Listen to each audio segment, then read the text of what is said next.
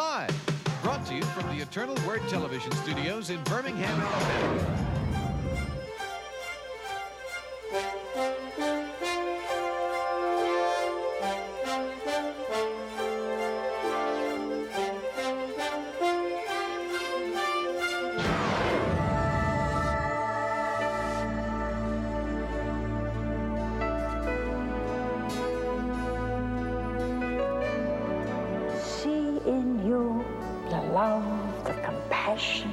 Of Jesus. The most glorious work of all, to praise God in His kingdom. Moved by the Spirit. Anyone who lives in love lives in God, and God lives in him.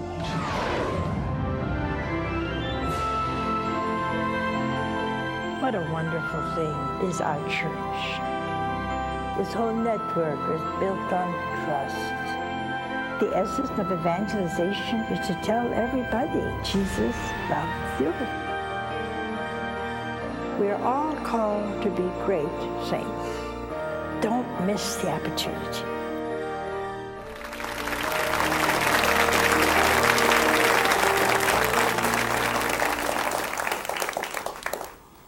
Well, how are you? I still got my cold. We've kind of become attached to each other, you know. You're getting attached even to a cold. Anyway, I brought you something I thought you would like to see. I got this very nice lady sent me this from Spain. It's handmade. It's handmade. Now, please don't lose your hat, okay? He has a problem keeping his hat on. And now, here we go. That's good. Now, this is a picture of the child Jesus, as you know. It's a statue. This is a torch. Years and years and centuries ago, they had to have torches. And so, this is a torch. And he's been looking and looking for a lost soul. And there he's put out his torch. Now, he's got this little bell around his hand, and he's trying very hard to hold on to this little black sheep. You say, why'd you got a black sheep? Well, that's the one he's looking for. But here's a problem he has, see? The problem is that he caught him, but the black sheep, well, he's just not too sure he wants to go along. And so what's happening? He's crying. Here's a little handkerchief. And the child Jesus is crying because even though he caught up with him, what do you know? He doesn't want to follow Jesus. See? And I think I brought it for you to see because I think, well, this little straw hat, I think it's real cute. Isn't it cute? It's got a little ribbon back here, made out of satin. He looks good with it. I just have a hard time keeping it on him. But anyway, let's put your hat on. There. But even though our dear Lord looks and looks for us, so many turn away. That's the problem, huh? He never. See, the fact he's crying, and he had to put his torch out because he caught him, but he doesn't want to change. See, that's the story of this little statue that was handmade in Spain. And I just couldn't resist showing him to you. Because tonight we're going to talk about forgiveness. And, well, I think we are. Anyway, we're going to talk about forgiveness. And you know, one of the people we have a hard time forgiving, do you know who that is? Huh? Is ourselves. Huh? Isn't that strange? Or sometimes we find it easier to forgive somebody who did something rather stupid. And we can kind of forgive, especially if they live 800 miles away. And we don't have to talk to them every day. And we can forgive those kind of people real quick. But gee, there's a point now that we carry us with us all day, all night. And I've often wondered why it is so. Because people go to confession. See, if this little fellow would go to confession, he'd be all white. How you like that, huh? And then the baby wouldn't be crying. I used to say, this baby's dressed up, I can tell you. He is dressed up. He's got these little pants on, and he's got slippers. But see, he's crying because there's no change. And I think people who do not forgive themselves, see, I think we do God a dishonor. You know, one of the virtues most pleasing to Jesus is trust. If you go to confession and you already lived it up, okay? Let's get a big sinner, not these little bitty ones, that, just yell at people and never really do anything big. Let's get a big one. And you've gone to confession. You really made a good confession.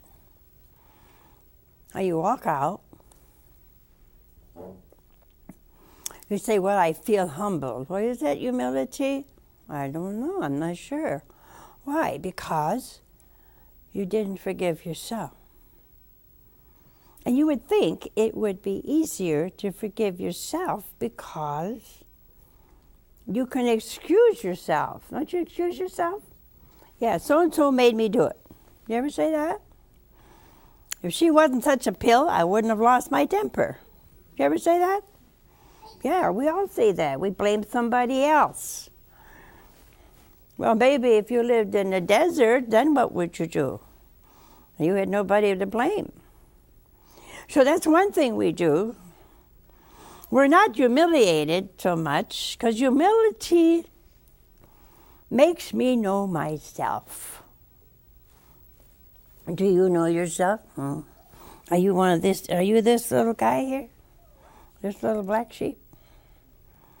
Do you really want forgiveness? Now, I've heard a lot of people say, well, I accept confession. I know I'm forgiven.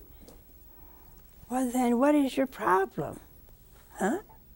If you know you're forgiven, why haven't you forgiven yourself? You say, well, I never thought I would do such a thing. Oh.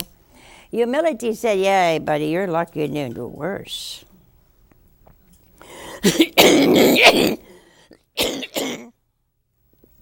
It really sounds worse than it is.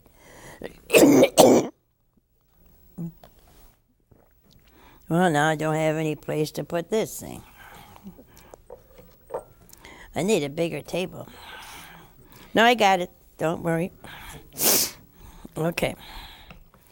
So tonight I would like to give you just a new idea.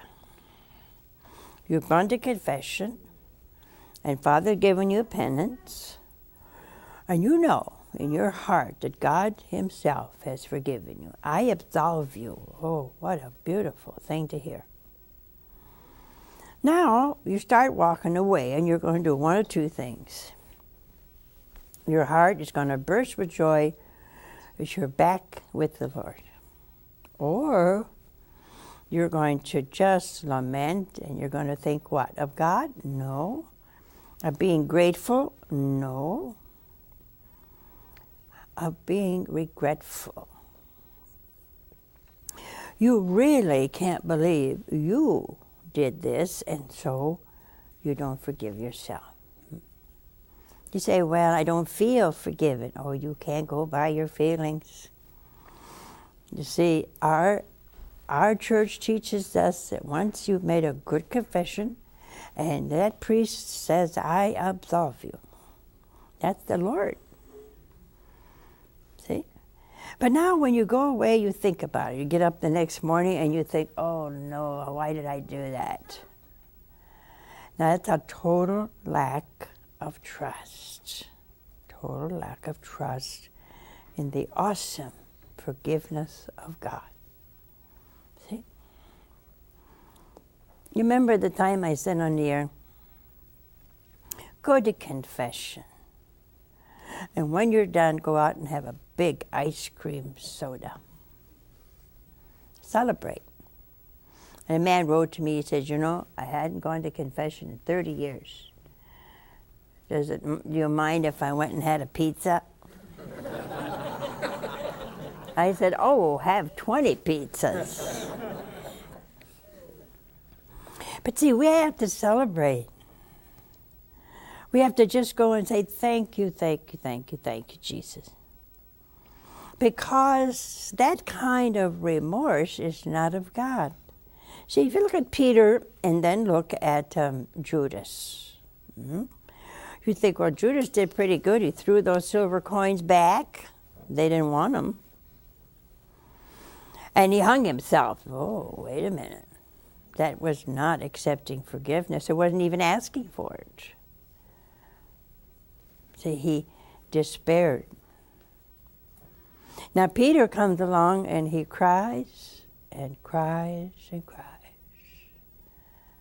And in the boat, you remember after the resurrections, the apostles went fishing. That's why I think they were Italian Jews. Nobody will prove me wrong. I don't think you will. But only Italian Jews would think about eating after the resurrection. You and I think, well, I'm Italian, so I would have said, wow, he's risen. What's for supper? That's what I would have said. And they went out fishing. As usual, they caught nothing. Then the stranger comes along and says, friends, have you caught anything? Well, I read that every so often because there's so much in it. And Peter now was very honest. And that's how you have to be after confession. Yeah, I did this, and I'm sorry, Lord, and I'm going to try not to ever do it again. With joy in your heart. And that's what Peter had. Peter had just not too long ago, a few days, denied his Lord 3 times. He was forgiven. See, the merciful Jesus appeared to Peter first. I wouldn't have. Man, I'm sure you wouldn't have. You'd have said, you louse. Or if you may call him something worse. All I did for you, I made you the head of this church, and what do you do? He didn't say anything like that. Nothing. How would you have felt when you threw that net, and he said starboard side? And he throws the net, and here comes these big fish. 150. Now, it's interesting as to what Peter did. He was so excited to see the Lord and to have been forgiven that he jumped. He jumped into the water, put a kind of mantle on, and he jumped in the water to get to Jesus before anybody else could get to him. Would you have done this, all you people that feel so sorry for yourself? That was a big sin. To deny you know the Lord is a form of betrayal. I don't know this man. You've been with him 3 years. Pretty big. But what does Peter do? He runs towards Jesus. All of you tonight that feel so hung up by your own feelings and sins, you don't have to feel forgiven. You are forgiven. See, that's what faith is. Faith tells me I am forgiven. And because I am forgiven, I can rejoice. What did our Lord say, huh? If your sins are as scarlet, oh, what? What's going to happen? They shall be made white as snow. See? Oh, don't take him out. He's okay. He's just being a little boy. Don't bother me any. Yeah. See, I want you to have such confidence in the Lord. That's what I hope the new temple will do. I hope when you go there, if you go there, that you'll find such hope at seeing the beauty of the Lord, the majesty of God, that we don't see that anymore. We're so computerized. You think one day we'll wake up and we'll be so computerized your mother can wind you up and off you go for the whole day. But it's all nothing. It's all nothing. And I bet you feel good spending hours and hours playing in that computer. I went to Las Vegas years and years ago for one of these cable shows, you know. And I was shocked to see all these old ladies in their 70s and 80s getting off that plane, running for a slot machine. I mean, they just got off the plane. And the airport's kind of smart. I mean, they line them up for a bunch of dummies coming off the plane. You don't have a chance to win. You can keep putting nickels and quarters and $half, and the next, you can be there 5 hours, and the next guy that comes along gets them all. They're all fixed. I know, my uncle used to have slot machines.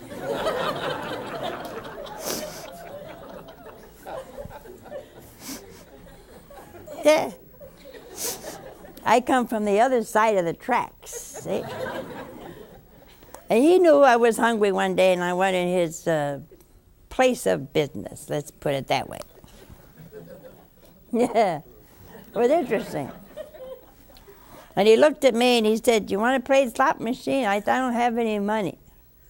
"I'll give you a few nickels." And he said, "Wait a minute, it's broken." I said, "Really?" "Well, kind of." And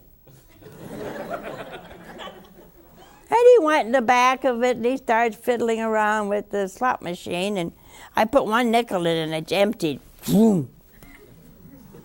And I brought him home in a bag, a little paper bag, and my mother looked at me. "Where did you get all that money?" She thought I stole it somewhere, you know, and you can't steal that many nickels.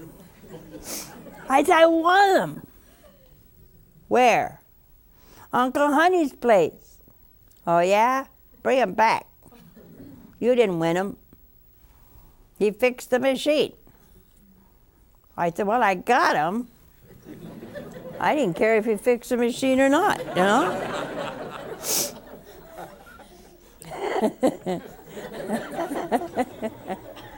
Oh, dear Lord. That I am a nun is the miracle of the century. And I enjoy it, besides. I just don't have any more slot machines or uncles to play with. But you see, we like to live by illusions. And I remember when we got to the hotel, oh, boy, you sit down for breakfast, they got something you can play with, see? You go to the phone, they got something in there you can bet on or do something, see? I couldn't eat my breakfast because there was this little thing in front of me, you know, and I thought, this is stupid. Everything was, and this one lady, I passed her early in the morning. I was trying to get away from the place. You know, I had NBC or CBS with me, and they were taking pictures all over the place. And I didn't want them to see me in this place we were in. I got up as early as I could, and we walked through. And this old lady, she had to be early 80s.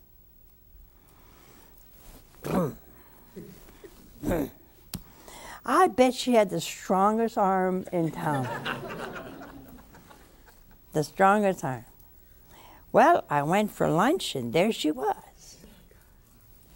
I went supper time, and by golly, she was at the same machine.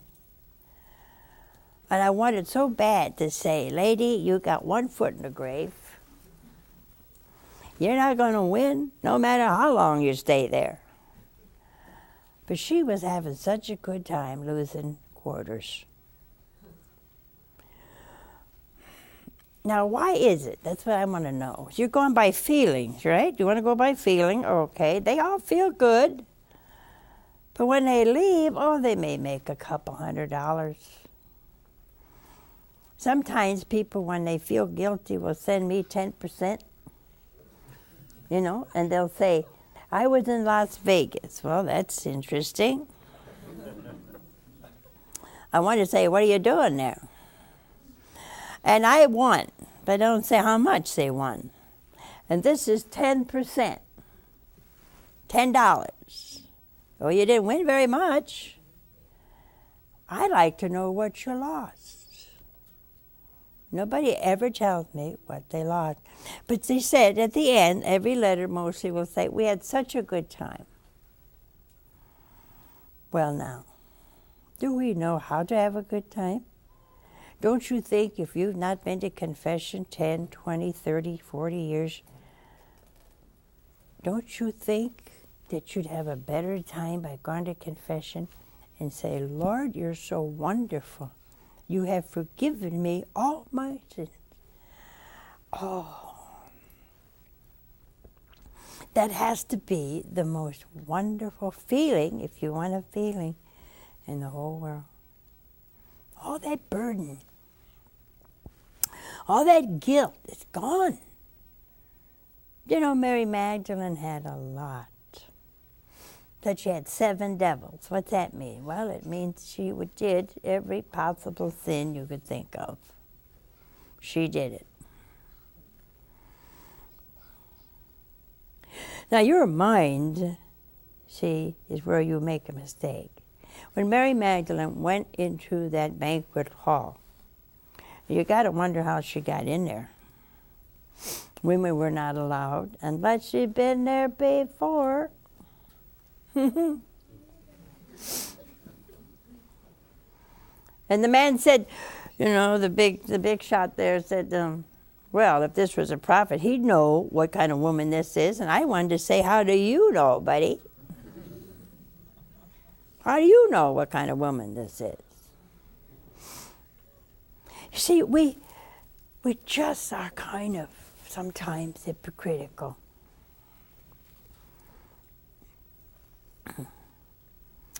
Mary Magdalene was grateful. And she was so grateful, she cried.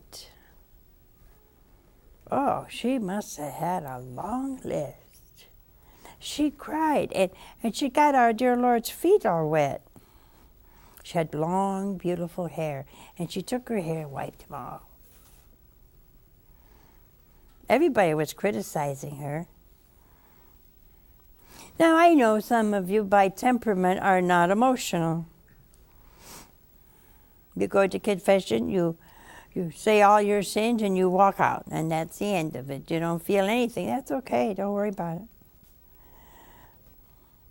The Lord never said, blessed are those who feel good after confession. You're lucky you got in there, most of you. And even though it's dark, you wish something would open up and you'd fall through the floor. But you see, you got to thank God. And this little guy here, isn't he cute? I think he's cute. He's crying. Crying because you won't go. See, while you're frustrated over yourself and thinking of yourself all the time, he's crying. He's crying. He wants you to come back. You say, well, I know that priest. He's worse than I am. Well, so what? When he's in that confessional, he's Jesus to you. He'll have to account for his own sins. But he has a special gift from God. Why don't you go, huh? Why don't you say, well, I'm not going to feel anything. Oh, I think you will. You all know when you sin and how bad you feel about it. Now you can get to a point. You know, I talked one time, years and years and years and years ago, to a man who, well, he just did the wrong kind of things, you know. I said to him, don't you feel bad when you do these terrible things? He said, I used to.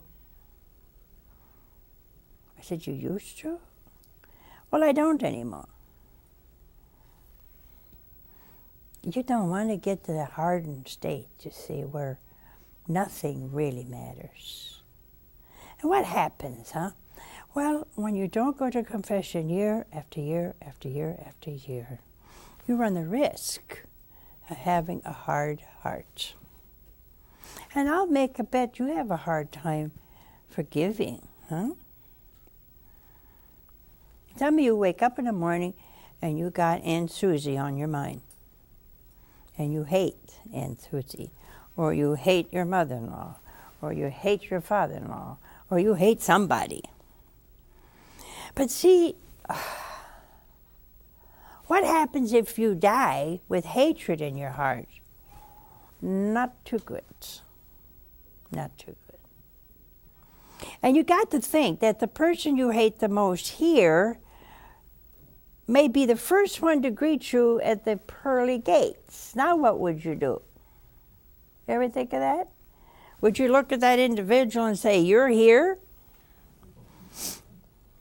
Reminds me of the little classroom I gave a talk to years ago. I forget, they were 6th graders, something like that. And I said, how many of you want to go to heaven? Everybody lifted up his hand, except one little kid. He was like, oh, I said, you don't want to go to heaven? He said, not if this gang goes.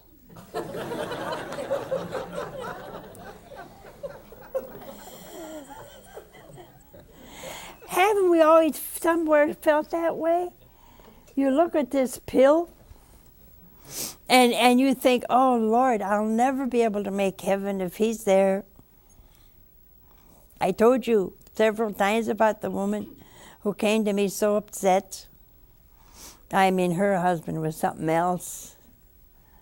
And he got the last sacraments before he died. He went to confession. He baptized. I mean, he got the whole works. And she was mad as a hornet. And I said, well, aren't you happy? No, she said, I am not happy. He was a rat all our life. Oh, boy, that's pretty bad, you know. I said, but he went to confession. He was baptized. Yeah, that's what makes me mad. The louse is going straight to heaven.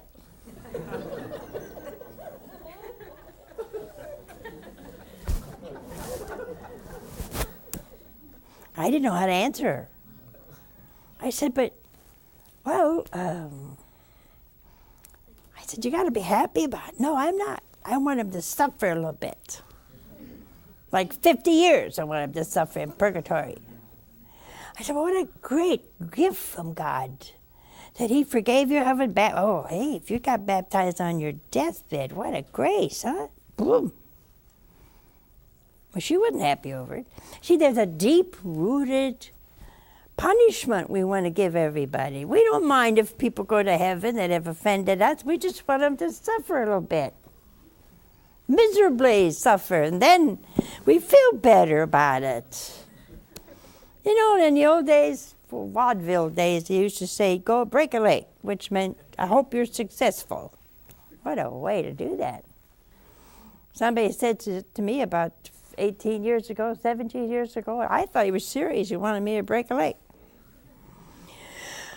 But see, we're a punishing people.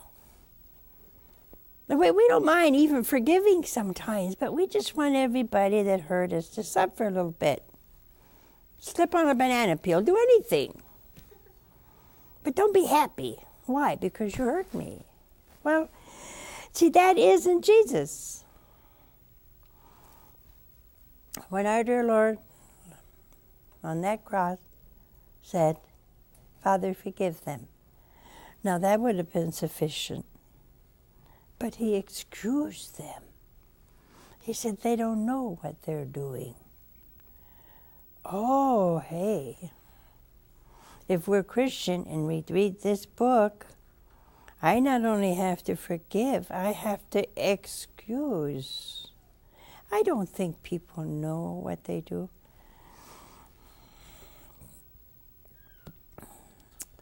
Most of the time, we don't know how we aggravate everybody. We think everybody aggravates me. But you aggravate people. You know, when women used to wear hats in church? Used to. Some do. I always sat in back of somebody, the little I went to church, who had the biggest hat in town. I mean, you know, and the sisters I was taught at school and hated with all my heart. I thought they were the meanest creatures on God's earth. I always thought that's where they were black.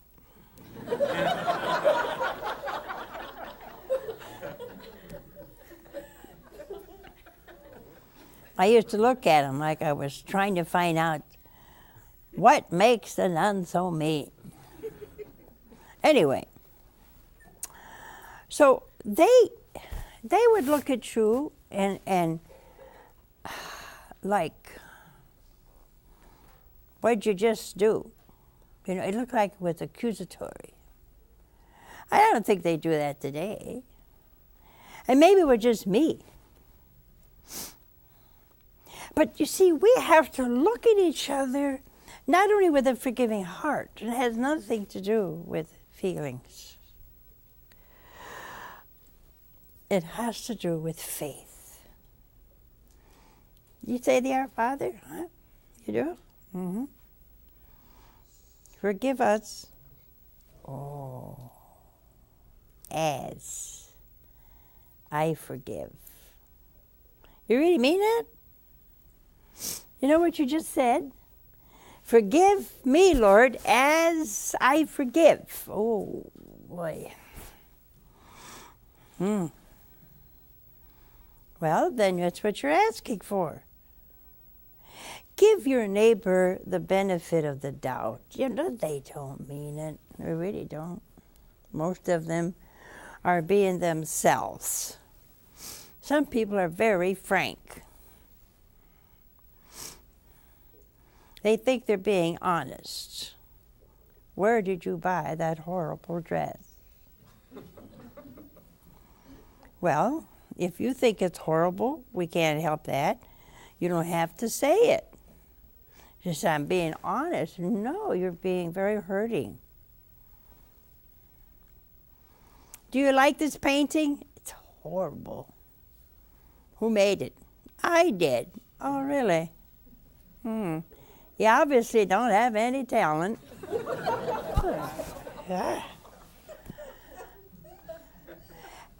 And we call that being honest. Did you ever do that? Be honest? You can't afford to be honest all the time. You know, I sometimes I've given talks when I used to give a lot of them, and things would come out of me I never put there. I don't know where they came from, but there they were, and they would come out.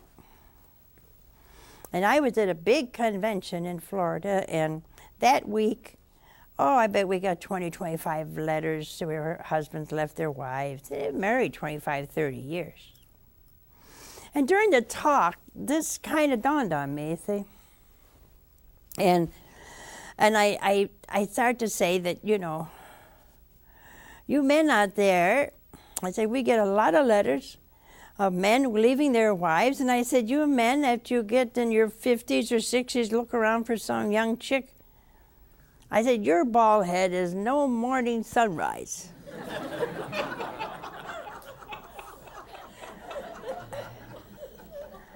I thought Father Bertolucci was going to fall off his chair.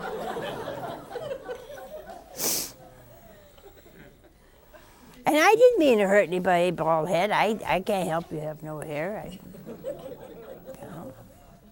And I don't know what made me say that. They all laughed, though. I mean, everybody was hysterical about it, but I don't know what made me say it. See, now, if somebody was offended, it wasn't my fault, because I don't know where, it just came out. That's all. Now, if they would say, I'm mad at Mother Angelica, I'm never going to speak to her again, it would be kind of stupid. See, because things come out of us that we don't mean, you know? If I saw somebody that had a kind of rainbow dress on, you didn't know what was coming next, you know? I wouldn't like it. And I couldn't say, oh, you look beautiful. I just wouldn't say anything. We have to watch out when you're dealing with your children before you say something hurtful. Why don't you think of what you would feel if somebody said to you what you're about to say to them? Because we get hurt very easily today over little things. We don't mean them. We're just kind of being ourselves. It's a part of our fallen nature. But if I think ahead of time, then if I have hurt somebody, why not just say I'm sorry?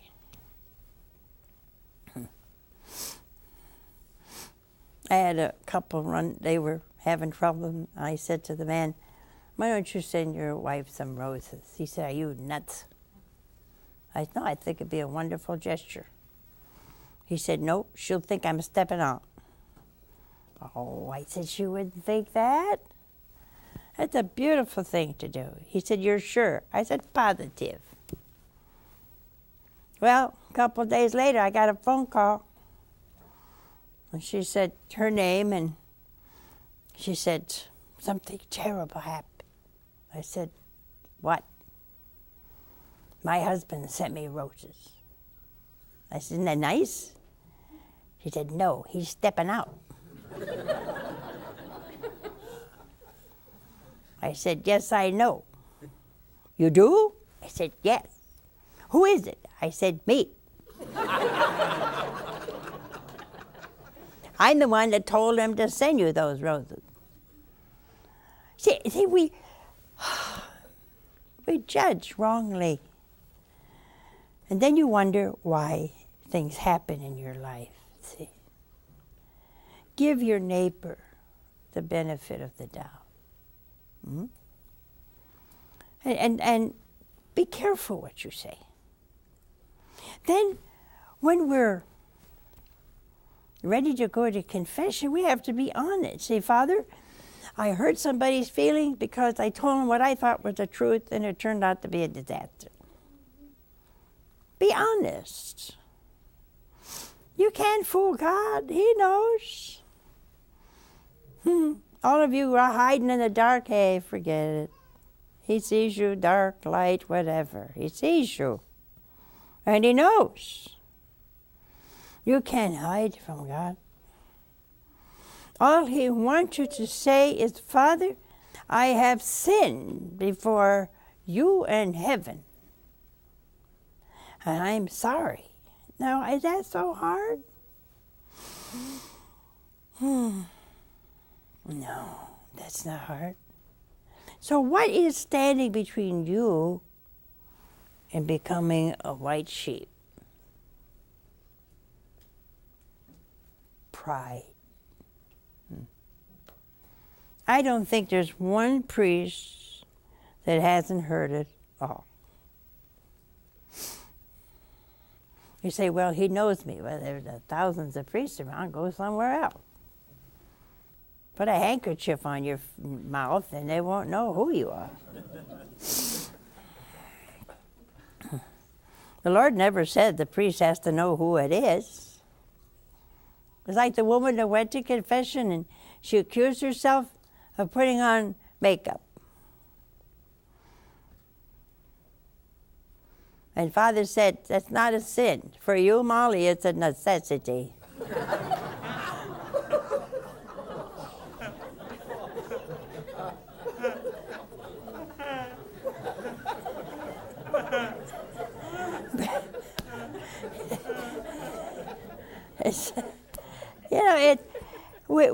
We get so foolish, So he knows you. Well, he probably heard more about you than you know yourself. See, a little humility can go a long way. You never should be surprised at what you did, only what you haven't done, if you had the opportunity. Years ago, I used to help a lot of women who had strayed. And even though they were prostitutes, even they had something in their character that was so generous. They'd give you anything. Maybe that was their problem. But in the worst of us, Francis Thompson, if you listened a month ago or so, the one who saved him from the gutter was a prostitute. Took him in, took care of him, healed him.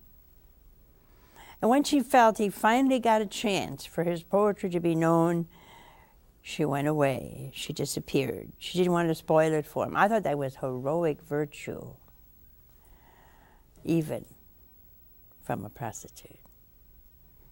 So the worst of us can rise to heroic virtue.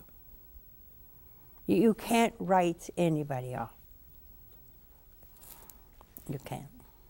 Don't have to make yourself a doormat, but you can't write them off. Until that moment comes when they breathe their last, there's always a chance. Always. I brought the baby tonight because nobody is afraid of a child. Nobody. Well, you shouldn't be. And I brought him with tears in his eyes, holding a black sheep. Are you one? Are you one? I think it's a good example here of the hurt in his little heart that you won't come back. If you haven't been to confession, the miracle is confession. You can go from this color to pure, pure white. Think about it, will you, tonight? But would you be afraid of this little guy, even with these little flowers in his hat? Would you be afraid to go up to him and say, Jesus, I'm a poor sinner. Forgive me. You know what he'd do? Oh, he'd run up with his little feet, running like crazy, just to hug your knees. That's what he'd do. Then why are you so afraid? See? That's why I want to promote devotion to the child Jesus. Maybe it'll take away your fear. And you'll run to him, and he'll run to you. And then you'll be forgiven once for all in that beautiful little box. We have a call. Hello? Hello. Hi, where are you from? I'm from Louisiana. Oh, good. And what is your question? I'd like to know what would be the first step in forgiving yourself. The first step? Yes, ma'am. Okay. I think the first step of forgiving yourself is to realize that God has forgiven you. And you're a lesser being. You see, do you remember the parable in the gospel where this man owed his employer $9 million. Ooh, boy, if I owed $9 million, ooh, I'd be one grease spot on that floor. Well, he was forgiven. $9 million. I have a couple million. If anybody wants to take that away, I'll show you rejoicing you never saw before. But now this man, you see, somebody owed him $15. $15. And he wouldn't forgive. He put him in jail.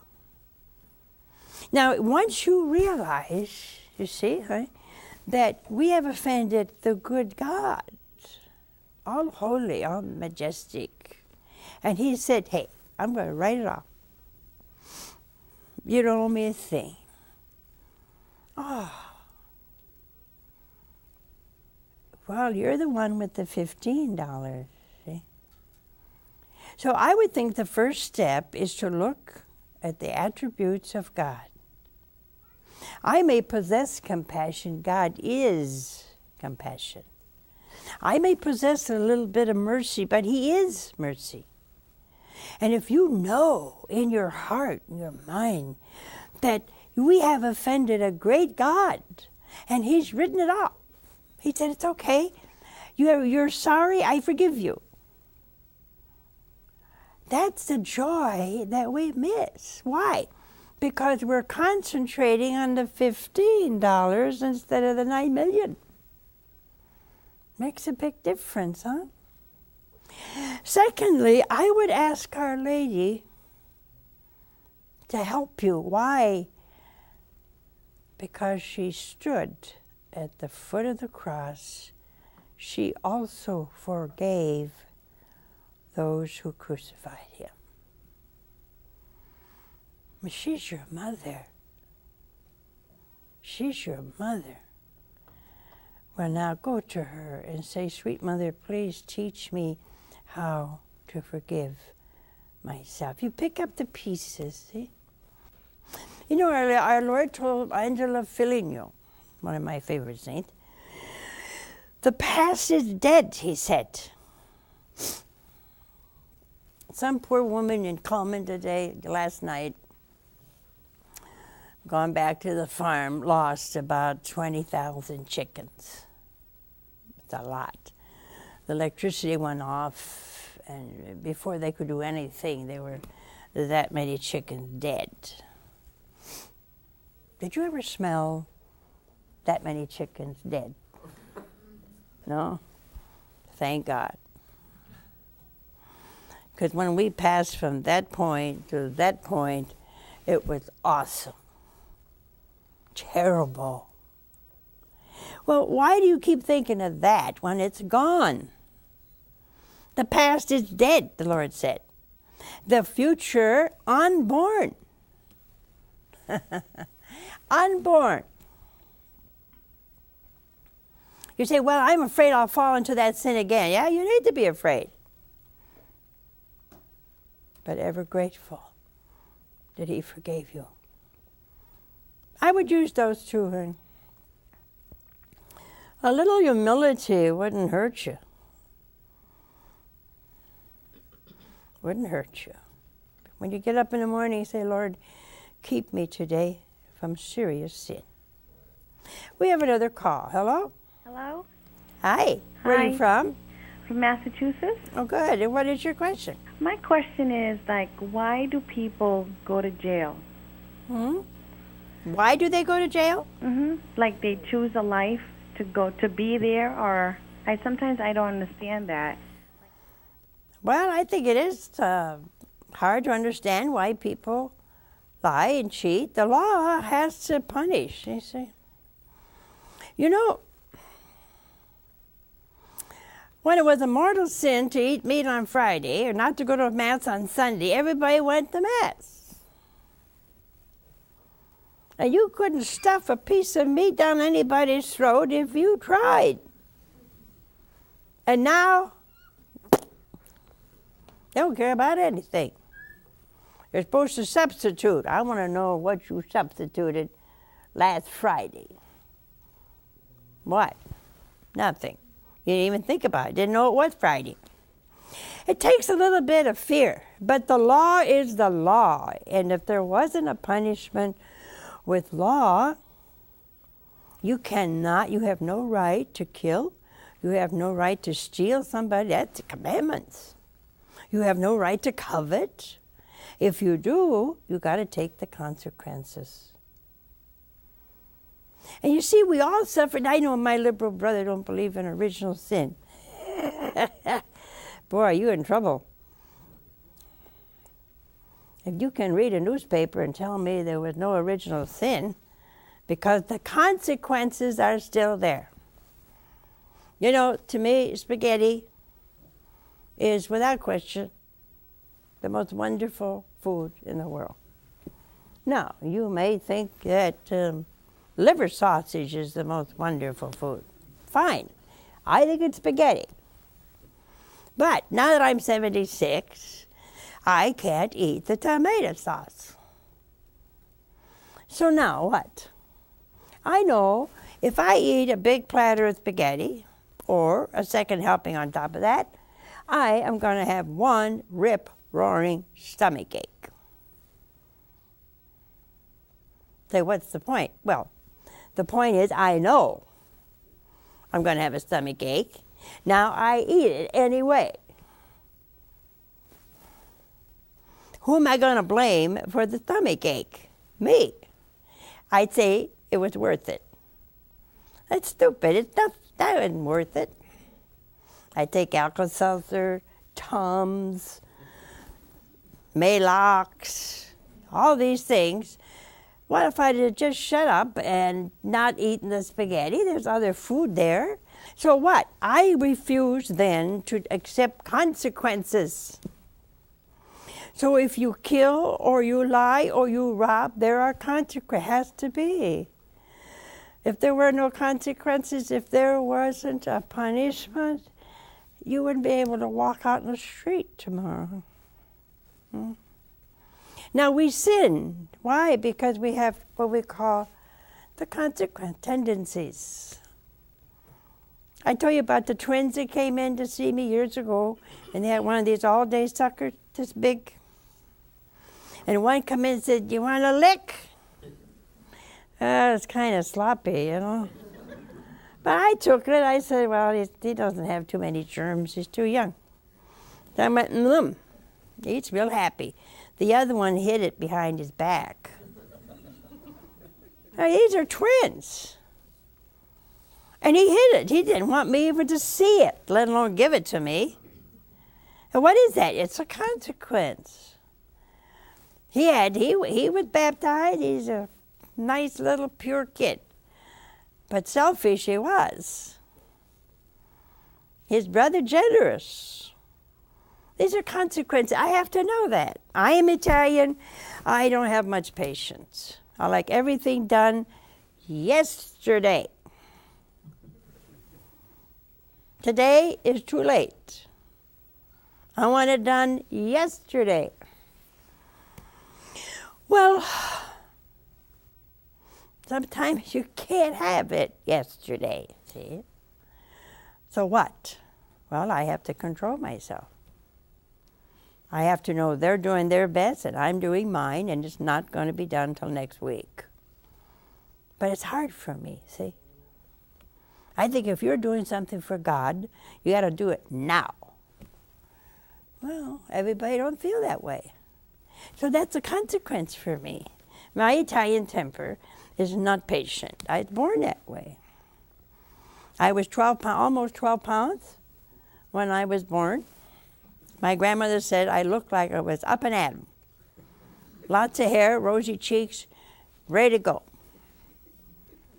I haven't stopped. She was right. But see, I lived with 30-some sisters. Some are slow. I can't push them. They're slow. They eat slow. They work slow. They sleep slow.